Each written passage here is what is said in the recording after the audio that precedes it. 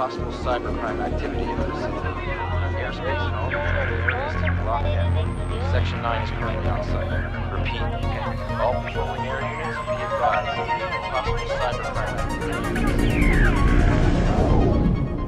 This is Major. I'm on site. Well, hello everyone. Hope you all have gotten out to the movies this week. This week, Grandma has gone to Ghost in the Shell, which is a science fiction film based on a Japanese manga animated movie. Although this is live action, it stars Scarlett Johansson as an android. A woman whose brain is inside the body of a robot, basically, and so she has a human brain but an artificial body. Yes. So every time she gets injured, her body gets, mechanically fixed, like a robot. Yep. As best I can figure it out, again, she is part of a team that combats terrorism in, I'm guessing, the future. A future sort of Tokyo, I'm guessing. World. Yes. Very far. However, she finds out that the life that she had been living and the goal to which she had been put are all sort of wrong or different than she had been told or had been implanted in her brain, you might say. And she ends up sort of fighting against the powers that be. Grandma, what did you think of Ghost in the Shell? I thought the idea was very interesting. The ghost is the essential you. The spirit, the soul. They mention that several times. The shell just holds it. It just... The robot part, maybe. Yeah, the shell is the robot part. Right. I thought the filmmakers just went a little bit crazy with the special effects. Crazy? Just a little bit. Okay. The future world that we were in was extremely artificial, and the violence that occurred before she began to feel her soul was very over the top. There was so much you couldn't watch it. You couldn't follow it. You couldn't follow it. There was so much going on. However, the thing that I liked the most about this film was the personal contacts that she finally began to make as a person, not just a human-brained robot, but as a person. When she actually got to sit or hold still or stand there and talk to someone as her spirit came awake, I thought that was the best part of the film. The special effects were, what you would expect for something like this, but it was way over the top. I thought they didn't really need that much.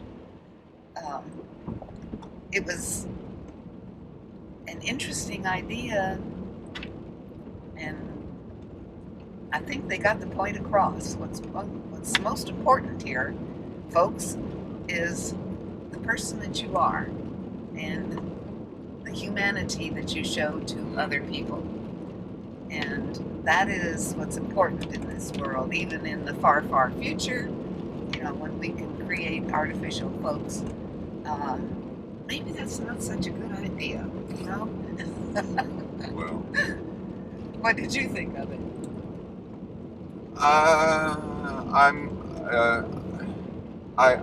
I'm thinking I would recommend it. I'm a sort of borderline with it.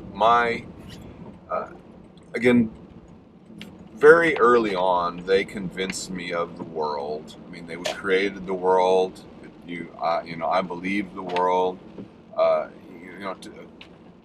Really, one of the big challenges any of these sort of science fiction movies about the future and such, and is really convincing you that it's real or what Possible. or could be real. This is possible. And they convinced me. They're very good at that. Again, what you point out about how realistic it was, and how maybe it's a little much. I don't know, but again, I think they did a really good job of that.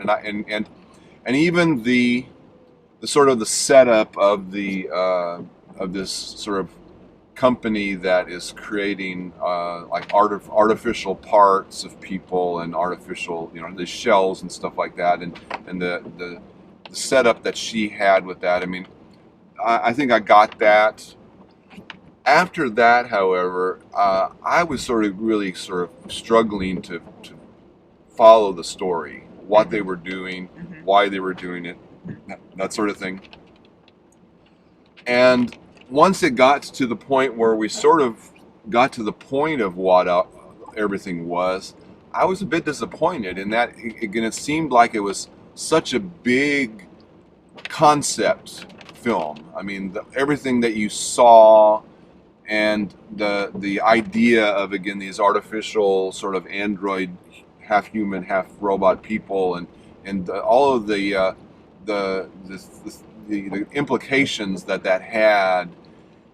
And then it turns out to be a very personal story, a personal reason for what was going on in this film, and I just didn't. Again, I was a bit disappointed. I was thinking there was going to be more to it, and there wasn't. So again, following the story and seeing what was, knowing what was going on, I had a problem with that. I was, however, very much captivated by the world. Whether it's too much or not, I don't know. But again, I thought it was really amazing. Really well done. And again, it really was. Scarlett Johansson's character, and again, great. Well, I mean, she was very sort of one note through the whole film until sort of, as you say, at the end, sort of where she started interrelating with people. But the way her character worked and all that sort of stuff, it's all really, really very interesting. So I sort of borderline, but again, I would probably recommend it. What do you think? For our viewers to go see? Yes. For our viewers out there, our viewers. What would you say to them about this? Would you recommend it? Yes or no? I would recommend it. Yes. It's not a two-thumb movie for me. Thank you, Siskel and Ebert. It's definitely a one thumb. Okay. And the filmmakers really did a really good job with creating this world, as Brian pointed out, of the possible future. And it was very well portrayed on the screen. You're right, though, about figuring out who the good guys and the bad guys were and what was going on here. It was a little bit involved. You had, finally, it dawns on you. That's what. Well, I mean, again, to a certain degree, she was confused. The other characters were confused, and they were all trying to figure it out themselves. Right. But again, the audience was just, I think, a little too confused. But again, I would still recommend it, and you're giving it your one thumb. It is definitely one thumb. It was very entertaining. It was very involving. Engrossing, I mean, you kept trying to figure it out, even if you couldn't. Yes. It was.